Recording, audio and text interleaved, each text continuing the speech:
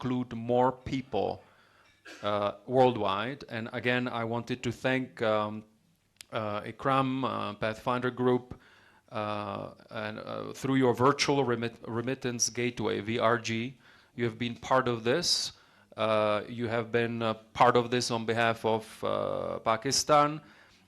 We made a pledge overall globally that we wanted to connect 1 billion people by 2025. And right now, at the beginning of January 2024, we're at 784 million. So we will get there.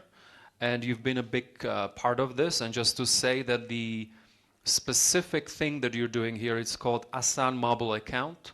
It's been tremendously successful. We're very happy that you're part of that initiative and you're helping us make a difference in Pakistan and in the world. With that, again, big thank you to Pathfinder Group and big thank you to you, Mr. Prime Minister, for being here at the annual meeting with us. Thank you. Thank you, Marek. Really appreciate that, and obviously the introduction about Pathfinder and VRG, the Asan mobile account, has already been a great success with millions of accounts opened and billions of transactions already there. But I think before I introduce His Excellency to say a few words, I think the theme of Davos this year, rebuilding trust, probably applies to Pakistan as well in a lot of ways. Your government inherited a very difficult situation, a falling GDP, floods born not because of Pakistan's fault, but the climate change that had been wrought upon by other industrialized countries in the world, rising inflation, a stock market that was in turmoil. And I think what you've done in your brief tenure so far is starting to rebuild that trust in Pakistan again. And you can see that from the response we've had at Davos, at the World Economic Forum. Just this breakfast is a good example. There remains a deep interest in investing in Pakistan. Pakistan, for all our difficulties, and we must be honest about ourselves, we must face up to the challenges and difficulties that we've had. So we don't tell investors an incorrect story about who we are. We should tell them about the pitfalls, but then we should also go and tell us how we are overcoming these challenges, why Pakistan remains a wonderful place to invest as a developing nation, as a nation that is in the right place, connected to the Middle East, connected to Central Asia, connected to various parts. And I think what your government has done has been an admirable job. Rising GDP, the Pakistan Stock Exchange has been rising for the last 5 months. Inflation remains a big question mark, but that is coming under control in various places. Some of it obviously has to do with the oil shocks and the war in Ukraine that has caused a lot of the supply side problems. So again, not Pakistan's fault, but we remain the victims of it. But I think I say it's a privilege to host you, because it's a privilege to host not just you, but members of your government at a forum like this, so that you can tell the Pakistan story effectively, so that people understand why we remain a great place to invest. We should take our challenges. For example, we always lament about our geopolitical geopolitical placement of region. We are surrounded by problems. I think we can turn that around and say, okay, yes, we have issues on both sides of our border. Also there are issues, in terms of the north and so forth. But we can turn that around and say, look, we remain the focal point for various old roads that lead to various different parts of the world. We remain part of that connectivity, as people will tell you. We remain part of that solution. A young population, yes, there are growing concerns about unemployment, but let's turn that around. A population that is under 30 years old is also a market for goods and services, a burgeoning market for goods and services. An investment in education, reform in education, a focus on what we believe, digital financial inclusion, for example. These are the things that will take Pakistan well ahead in the 21st century and get around some of our problems. With that brief introduction, I would like to now welcome the Prime Minister to say a few words. Thank you.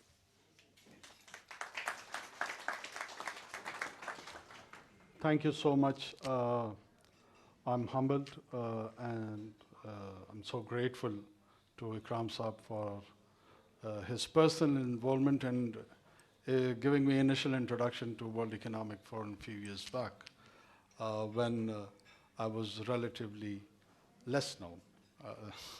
And here I was in this breakfast audience a few years back, and I was just thinking about this transformation, what has happened. Uh, Ikram Saab has been very generous to me in personal capacity. He has always introduced me to different forums, and I've always benefited from his advices and suggestions. So thank you so much, sir. Pakistan, Pakistan's story, Pakistan's storyteller. Pakistan is a great place. I am not just boosting about in the hyper-nationalistic tone while I'm saying this. Pakistan is a great country. Why? It has a population of 240 million people at its backyard. The whole of Central Asia lies there, which is landlocked. And of course, it is looking to have connectivity through Pakistan. Midway, yes, Afghanistan is there. And as Iqbal has said, that it is the heart of Asia. So the stability over there does have a spillover effect in the rest of the Asia. Along with the North Caucasus and Iran on one side, and then there is a Confucius civilization of 1.5 billion people. So Pakistan, as a member of ECO, which has a 500 million population, Pakistan is ECO's India. It's biggest in terms of its population. Some $36 trillion trade is happening next door in China. And on the right, GCC with all its hydrocarbon exports has transformed its economy and diversified its economy and looking forward to enter into the manufacturing area. So what do they lack? They do have capital. The banks are filled with the money, but they don't know where to put it.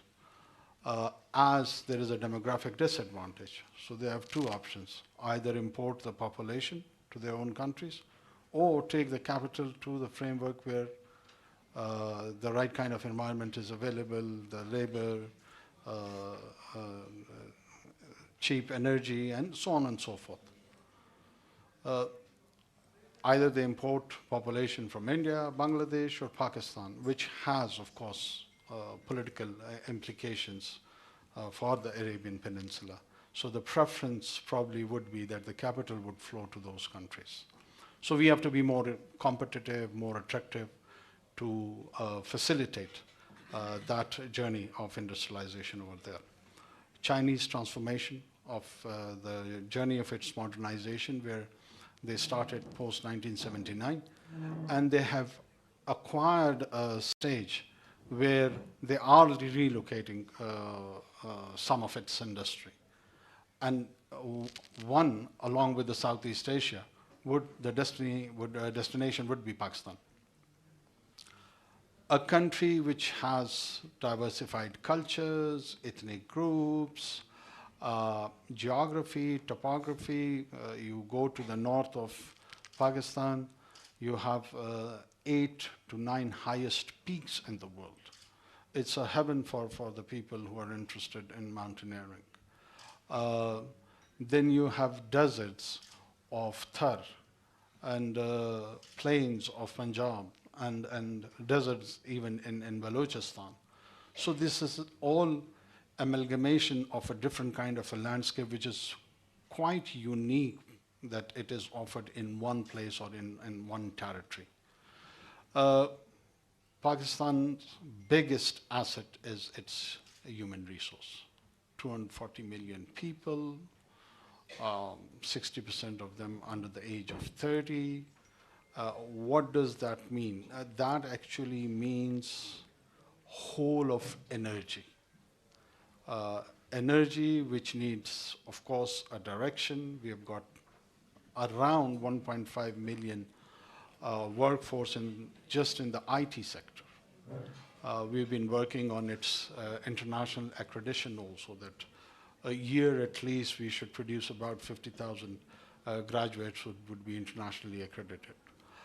Pakistan's governance structure is improving. Yes, of course we have challenges, but if we can respond to those challenges within 5 months, I'm pretty much sure that any mandated government, which would be in place on 9th of February or by the end of February, uh, would get it as a blueprint that how did we respond in this short stint. And I'm quite sanguine about that, that people are feeling a deep sense of positivity. We brought improvement, and there was a revamp of the taxation structure. The entire structural changes are happening over there, that how do we collect our taxes. So there are two lessons which is take home, and that is spend less on the government and earn more. So effective government, smart government, less government. And we are partners in the business, in the private sector. We have our own stake with the private sector. We would encourage them to make more money, and we'll tax them, take our share of the business from them, and spend it on the social sector.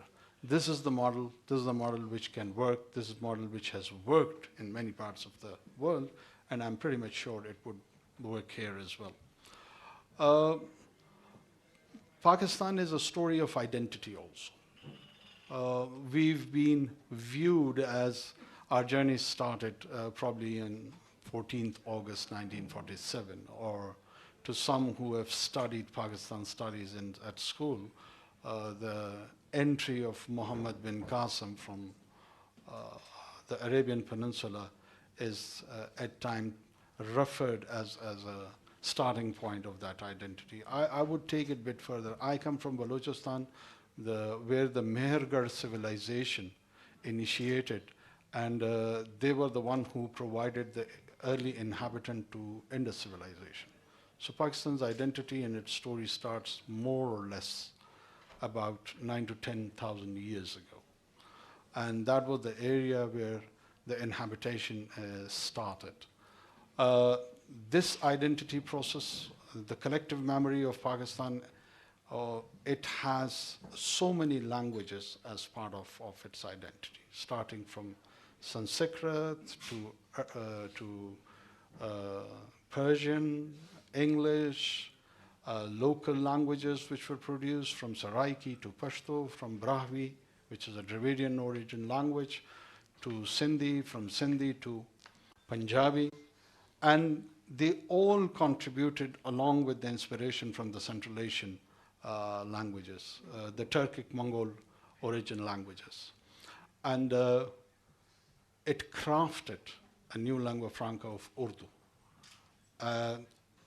It expressed itself in poetic terms, it produced drama, art.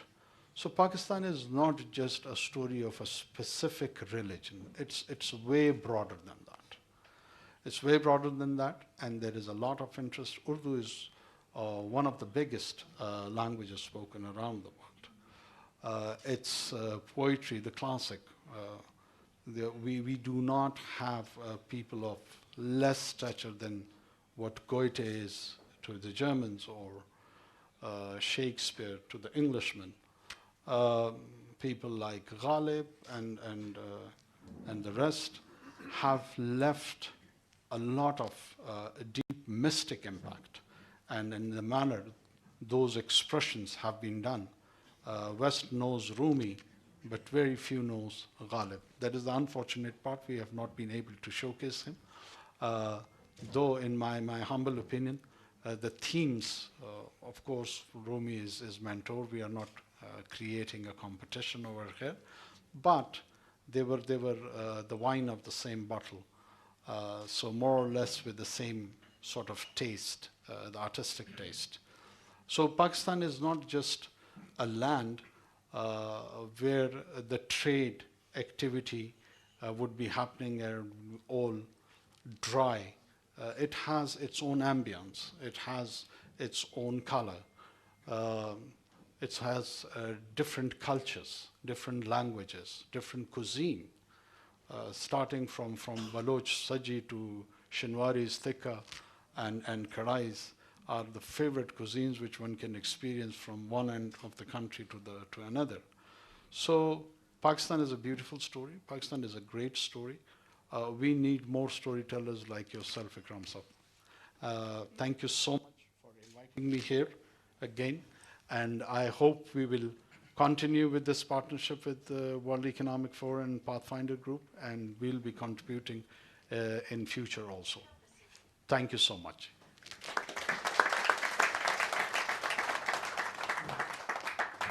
Thank you very much, Prime Minister. I'll let Marek go. Thank you for those wonderful words, and I think the Pakistan story is a compelling one. Obviously a deep cultural and artistic history as well, that has spanned, different provinces, different areas of Pakistan that bring its rich diversity in place. Maybe purely from, before I turn to a Q&A session from the audience, maybe just purely from a investor, and let's call it a foreign investor perspective, a lot of the concerns remain about in Pakistan and the bureaucracy over there and what we are doing to streamline. निगरान वज़ीर-ए-आज़म अनवारुल काकड़ pathfinder breakfast तकरीब में शरीक हैं। इस मौके पर खिताब करते हुए उन्होंने कहा कि पाकिस्तान एक मुतनव्वे सकाफ़त का हामिल मुल्क है। पाकिस्तान तिजारती जुग़राफ़ियाई लिहाज से अहम मुल्क है। कुदरत ने पाकिस्तान को बेपनाह नेमतों से नवाजा है। निगरान वज़ीर-ए-आज़म अनवारुल काकड़ तकरीब से खिताब कर रहे थे। उन्होंने कहा कि पाकिस्तान एक अजीम मुल्क है। ये थी PTV ताज़ा तरीन।